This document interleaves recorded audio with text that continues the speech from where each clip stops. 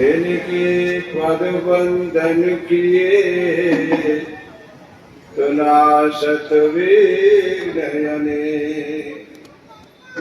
हंस चरण सिर धार के उन सनकादिक आचार्य श्री हरि व्यास प्रताप ते रसिक गोदावृषा। कृष्णाय गोविंदाय वासुदेवाय हरये परमात्मने कृतकलेशनाशाय गोविंदाय नमो नमः। सजनदनीलं दर्शितोदारशीलं करतलगतशैलं वेणुवाद्येरशालं व्रजजनकुलपालं कामिनीकेलोलं तरुणतुलसीबालं नौमि गोपालबालं। नवीननीलश्याम नीलेन्द्रिवरलोचनं देवकी नंदनं वन्दे कृष्णगोपालरूपिणं। बोल कृष्ण बलदेव की जय। हंसश्च सनत कुमार प्रभु तीन लीलाधर नारद। ब्रह्मार्ग संप्रदाय के अंदर हंस भगवान से गुरु परंपरा प्रारंभ होती है, जो नारायण भगवान के अवतार हैं। हंस भगवान हंसश्च सनत कुमार। हंस भगवान के बाद में सनकादिक भगवान होते हैं, और सनकादिक भगवान जो है ये निवृत्ति परायण है। दो मार्ग होते हैं, एक निवृत्ति मार्ग और एक प्रवृत्ति मार्ग। निवृत्ति मार्ग में होते हैं साधु और प्रवृत्ति मार्ग में होता है संसार। निवृत्ति मार्ग ये है कि साधु में संसार नहीं होता है, बिना शादीशुदा के होते, इसलिए इनको निवृत्त कहा जाता है। और प्रवृत्ति यानी उसका विकास करना ये संसार होता है। इसलिए ये दो रास्ता है। जैसे भक्ति में दोनों ही है, ऐसा नहीं कहा जा सकता है कि तुम संसार में रह करके भक्ति नहीं कर सकते, साधु बन के भक्ति करो, नहीं, ऐसा भी नहीं। किंतु हाँ, संप्रदाय का जो विकास होता है वो निवृत्ति परायण ही होता है, प्रवृत्ति परायण नहीं होता है। तो हंसश्च सनत कुमार, सनत कुमार से ये परंपरा आरंभ होती है। ये हमारी संप्रदाय का नाम सनकादिक संप्रदाय था पहले, यानी ये आज से नहीं है, ये सतयुग से है। सतयुग में अवतार होता है सबसे पहला हंस, और हंस भगवान के बाद में अवतार होता है सनकादिक भगवान। ये ब्रह्मा जी की सृष्टि में होते हैं। जब भगवान ने आदेश दिया विष्णु भगवान ने, तो तुम सृष्टि का विस्तार करो ब्रह्मा जी, तो वो सृष्टि का विस्तार करने लगे। तो उन्होंने मानसिक सृष्टि की है। मानसिक सृष्टि का मतलब होता है मन की कल्पना से पैदा करना। वहां स्त्री पुरुष नहीं है, नहीं, वहां केवल ब्रह्मा जी है, और ब्रह्मा जी अपने मन से कल्पना करते हैं। जब मन से कल्पना करते हैं तो पहली कल्पना में उनके ये सनकादिक होते हैं, सनक, सनातन, सनत कुमार, चार होते हैं। इसकी दूसरी सृष्टि जो होती है वो नारद जी की होती है। हंसश्च सनत कुमार प्रभु तीन लीलाधर नारदम। नारद जी की होती है, और नारद जी भी निवृत्ति परायण है। जब इस तरीके से इनकी सृष्टि होती है तो उसके बाद में 9 ऋषियों की सृष्टि होती है, जो अंगिरा, वशिष्ठ, पुलु, क्रतु ऐसे करके ये 9 है। तो ये 9 जो हुए हैं ये संसारी हैं, इन्होंने शादी की। किंतु इन्होंने पांचों ने शादी नहीं किया, यानी शंकादिकों ने नहीं की और नारद जी ने की। इससे ये संप्रदाय का विकास हुआ, यानी साधुओं का। बहुत से कहते हैं ना कि साधु का आकाश में से कूद के आए गए, संसार में से साधु है गए। अरे नहीं भैया, ये आकाश से कूद के आए थे, संसार से नहीं आए, आकाश से आए थे। क्यों? नारद जी ने तो मन से कल्पना की थी साधुओं की, तो बताओ ये संसार से कैसे हो गए? हम संसार से आ सकते हैं, किंतु हमारी संप्रदाय संसार से नहीं आ सकती है। ये आदि और अनादि है। इस तरीके से इस संप्रदाय का विकास होता है। नारद जी के बाद में फिर इसमें होते हैं निम्बार्काचार्य। निम्बार्काचार्य का जो जन्म होता है गोदावरी के तट पे महाराष्ट्र में, और इनका नाम होता है निर्मानंद। इनके पिता का नाम है अरुण ऋषि, माता का नाम है अरुंधति जयंती। माता का नाम जयंती, पिता का नाम अरुण। वहां इनका जन्म होता है। किंतु ब्रजवासी जो होते हैं उस घूमते हैं। हाँ, ब्रजवासी कभी एक जगह नहीं रहते, ये घूमते ही रहते। तो ये घूमते घूमते ब्रजवासी जाते हैं गोदावरी के किनारे पर, राधे राधे करते, राधे राधे राधे राधे ऐसे भजन करते जा रहे, तो उनके कान में राधे का नाम पड़ा है। और गोपाल सहस्त्रनाम में लिखा है, कितना सुंदर लिखा है कि राधा राधा यथा राधी राधा चित प्रमोदकम, राधा रति सुखी पेतु राधा मोहन तत्परम, राधा वशी करो राधा हृदयाम सत्पदम, राधा लिंगम सम्मोहो राधा नर्तक कौतुकम, राधा संजात संप्रीतो राधा काम फल प्रदम। इतना सुंदर नाम राधा का जब कान में पड़ा उनके, तो वो छटपटाने लगे। निगमानंद पिता से पूछा ये कौन है? बोले ये ब्रजवासी है। बोले ब्रजवासी और क्या होता है? बोले हाँ, ब्रजवासी होते हैं जो ब्रज में रहते हैं। बोले वो ब्रज कहाँ है? वो ब्रज जो है हमारा एक अलग ही ब्रज है। बोले वो कहाँ है? बोले वो गोवर्धन की तरेठी में, गिरिराज जी की तरेठी में, बरसाने के पास, नंदगाम के पास, और जहाँ भगवान कृष्ण ने जन्म लिया है वो ब्रज है। अब वो छोटा सा बालक उसी जगह पे आकर के कहने लगा, बोले पिताजी अब मैं यहाँ नहीं रह सकता, तो मेरे को ब्रज में जाना ही होगा, और मैं राधा रानी की शरण में जाऊंगा, मैं यहाँ नहीं रहता। रोने लगे। अब छोटे से बालक को लेकर के जयंती और अरुण ऋषि उनको लेकर के गोवर्धन की तरेठी में आ गए।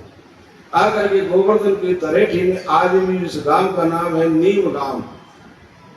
निम्बार्काचार्य के नाम से नाम पड़ा है नीम गांव। अगर कभी जाओ गोवर्धन के पास में दर्शन करना, वो नीम गांव है। वहां जाकर के उसकी कंदरा में आकर के उन्होंने भजन किया है, साधना की है। साधना करते करते एक बार ब्रह्मा जी और उनकी परीक्षा लेने के लिए वहां आए हैं। जाकर के देखा छोटा सा बालक बड़ा साधना पुण्य बड़ा तेज है। जाकर के सन्यासी का रूप धारण करके गए थे, सत्संग करने लगे। भगवान का जब सत्संग करने लगे तो सत्संग करते करते दिन छुप गया। दिन छुपने के बाद में वो जाने लगे, तो निगमानंद ने कहा, बोले महाराज आप थोड़ा प्रसाद लेकर के जाइए। बोले नहीं, सन्यासी सूर्य अस्त होने के बाद कभी भोजन नहीं करता, सूर्य अस्त होने से पहले ही भोजन करता है। ये हमारा धर्म में नहीं पड़ता सन्यासी के, इसलिए भोजन नहीं करेंगे। किंतु किसी के दरवाजे पे कोई जाए और उसका अतिथि सत्कार न हो तो उसको भी पाप लगता है। वही ना बंगला में कहते चाहे एक बतास और एक जल पिता। पहले ये प्रथा थी, कोई आते ही पहले बतासा जल देते थे। ये क्या था कि ये उसकी अतिथि मुनि सेवा थी, जिससे हमारे घर से कोई खाली न जाए। उन्होंने देखा अगर मेरे आश्रम से महात्मा भूखे चले गए तो ये ठीक नहीं हुआ, क्योंकि हम वैष्णव हैं और वैष्णव को भगवान का प्रसाद देना आने वाले के लिए बहुत जरूरी होता है। इसलिए वैष्णव मंदिर में जितने भगत आते हैं वो सब प्रसाद मांगते, बाबा ने प्रसाद दोगे, बाबा ने प्रसाद दोगे। अब ये बाबा की इच्छा है, ज्यादा भी देख कितना दे क्या है, किंतु वो प्रसाद मांगेगा ही मांगेगा, क्योंकि यह भगवान का दरबार है। अब निगमानंद जी ने देखा कि महात्मा इस तरीके से चले गए तो ये भी ठीक नहीं। तो महात्मा किससे विनय करते हैं? भगवान से। भगवान से विनय करने लगे तो उन्होंने चक्र सुदर्शन का आह्वान किया है। क्यों? तो ये सन्यासी महात्माएं जब तक सूर्य नहीं देखेंगे, जब तक ये भोजन नहीं कर सकते। आप सूर्य का रूप धारण करके इनको दर्शन दें। निगमानंद के आग्रह करने से प्रभु ने और एक नीम के पेड़ पे होकर के, नीम का पेड़ था सामने पे, उसमें होकर के और शाम का जो सूर्य होता है लाल, ऐसा चक्र सुदर्शन का रूप धारण कर लिया और वो रूप दिखा दिया कि अभी सूर्य छुपा नहीं। उन्होंने आकर के कहा सन्यासी महात्मा जी से, बोले महाराज देखो अभी तक सूर्य नहीं छुपा, अभी लाल हो रहा है, आप प्रसाद ले सकते हैं। क्योंकि प्रसाद चरणामृत लेने में कितना देर लगेगा? थोड़ा सा। तो बोले ठीक है। देख करके उन्होंने प्रसाद लिया और प्रसाद पाया। इतनी देर में उन्होंने प्रसाद पाया, उतने में 3 घड़ी रात्रि खत्म हो गई। प्रसाद लेने के बाद देखते ही महात्मा चमत्कार को देखा, बोले ये साधारण मूर्ति नहीं हो सकता है, नहीं ये भी अवतार है। जो प्रसाद देने में 3 घड़ी रात्रि शेष हो गई और मेरे को संध्या दिखा दी। तब ब्रह्मा जी ने कहा, बोले हाँ मैं आज से तुमको इस संप्रदा का नाम तुम्हारे नाम से देता हूं, तो तुम्हारा नाम निगमानंद होगा। निम्बार्काचार्य होगे, ये अब शंकादेव संप्रदा नहीं होगी। आज के बाद में दुनिया में इसका नाम होगा निम्बार्क संप्रदा। क्यों? नीम के पेड़ में होकर के तुमने इसको दिखाया है निम्बार्क, यानी नीम का अर्क, इसलिए ये निम्बार्क संप्रदा होगी तुम्हारी आज से। अब निम्बार्क संप्रदा जो है नबी से, ब्रह्मा जी के कहने से, व यति के कहने से, व सन्यासी के कहने से इस संप्रदा का नाम निम्बार्क पड़ गया। अब इसकी समय कितना हो गया ये बताऊंगा। यानी भगवान श्री कृष्ण जाते थे, द्वापर शेष होता है और कलयुग प्रारंभ होता है। तो जब भगवान जाते हैं तो भगवान के वंश में सबसे पहले कौन होता है? वज्रनाभ। वज्रनाभ जो है वो अपने ब्रज में आता है, उसी टाइम पे निम्बार्काचार्य होते हैं। तो वज्रनाभ जो है कलयुग आरंभ होता है और द्वापर शेष होता है। तब से ये संप्रदा प्रारंभ हो जाती है। जो कोई छोटी मोटी संप्रदा नहीं निकल कहते चला आज ही हमने धारण कर लिया, कितनी संप्रदा हो गई है, बहुत संप्रदाचार हो गए। कोई कुछ कहता है, कोई कुछ कहता है, कोई पंथ कहता है, कोई कुछ कहता है। क्योंकि ये निम्बार्क संप्रदा जो है सतयुग से लेकर के और आज तक चल रही है, जो मैंने तुमको बताई, हंस भगवान से लेकर के और आज की तारीख तक ये चल रही है हमारी गद्दी।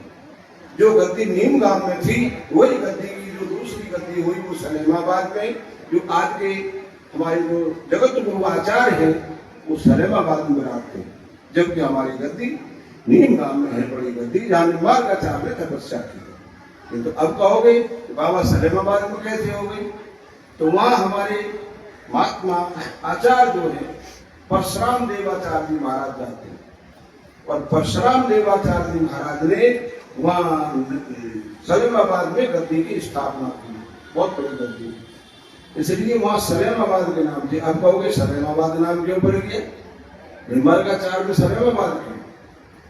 तो महात्मा जी ने, परशुराम देवाचार्य जी ने एक किसी राजा को बोलो या किसी को बोलो, वहां चमत्कार दिखाया था। उसके लड़का नहीं होते थे। जब लड़का नहीं होते थे तो किसी राजा ने जाकर के कहा उससे कि अगर तुम हमारे महात्मा जी के पास जाओगे, हमारे गुरु जी के पास जाओगे, हमारे आचार्य जी के पास जाओगे तो तुम्हारे बच्चा हो सकता है। बोले ऐसा कोई महात्मा नहीं हो सकता। बोले हाँ है, आप चलिए। उनके कहने से वो राजा परशुराम देवाचार्य जी महाराज जी के पास में आते हैं और आकर के एक बड़ी दुशाला लाते हैं, बहुत दामी दुशाला लाते हैं। क्यों? कि महात्मा धन संपत्ति नहीं देते थे। हाँ, आजकल हमारे जैसे महात्मा नहीं थे, वो तो तब थे। हाँ, हम लोग तो धन के पीछे दौड़ रहे हैं। जाते रहे हो तुम सब, हमारे लिए तो गद्दी बहुत बड़ी चाहिए, हमारे लिए सिंहासन बहुत बड़े चाहिए, बहुत कुछ हमारे लिए चाहिए। किंतु वो जो महापुरुष थे वो तो दोनों तपस्वी ठाकुर थे। तो उन्होंने कहा क्या चाहिए उनको? बोले कुछ नहीं चाहिए। तो कपड़ा तो चाहिए नहीं ओढ़ने के लिए, तो दुशाला लेके आई थी। ला करके उन्होंने दुशाला उनको दिया। जैसे उसने दुशाला दिया उठा करके उन्होंने धूरी में चढ़ा दिया, दुशाला जली गया। राजा के मन में बड़ा दुख हुआ, बोले ये क्या किया, महात्मा गुस्सा हो गए कि क्या हुआ, इन्होंने मेरा दुशाला इतना दामी जला दिया।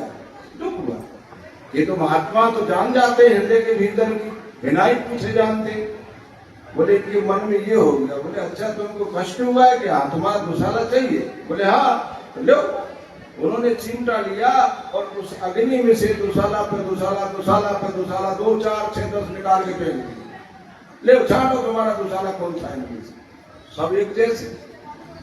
तो चरणों में गिर गया, बोले महाराज मेरे से भूल हो गया, भूल हो गया। चलो ठीक है, कोई बात नहीं, अब तुम पुत्र के लिए आए हो तो जाओ, तुम्हारे पुत्र हो जाए। उनके आशीर्वाद से उनके पुत्र हुआ है और उस पुत्र का ही नाम उसने सलीम रखा है। और उसी नाम से उन्होंने उस जगह को आकर के कितने 1000 बीघा जमीन परशुराम देवाचार्य जी के नाम पर दान करी है। और ये कहा है महाराज इस जगह का नाम इस पुत्र के नाम से ही जुड़ा, इसलिए उसका नाम बांट दिया गया सलेमाबाद। जब वो अजमेर डिस्ट्रिक्ट में है, किशनगढ़ के पास, जब से इस संप्रदाय का नाम सलेमाबाद पड़ गया, क्योंकि ये हमारी जो संप्रदाय है वो नीम गांव और गोवर्धन के पास में है, यहाँ से हमारी उत्पत्ति होती है। ये हमारे संप्रदाय का विषय है। वृंदावन बिहारी लाल की। ये तो मैंने तुमको संप्रदाय के विषय में ज्ञान कराया। सब कहते हैं संप्रदाय क्या होती है, कैसे नहीं होती है, बहुत से प्रश्न करते हैं, इसलिए जो उनके लिए है।